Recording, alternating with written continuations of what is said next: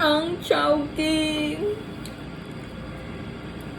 Ang kanilang asado siopaw. Yum, yum, yum. Namimiss ko ito kakainin. Chunky asado siopaw. Chowking. Mahirap hanapin to sa Belgium. Sarap oh. Yum, yum, yum, yum, yum. Ang lambot, ang pinaka-white, tapos ang lasa-lasa ng asado niya. Ang sarap! So, iinggitin ko na lang yung sarili ko.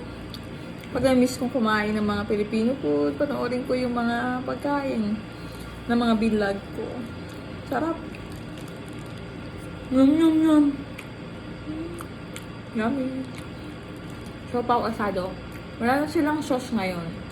Ito na lang. Dati may sauce, diba? Ngayon, ito na lang. Pwede naman. Mas sauce naman yung loob ng asado niya. Yummy!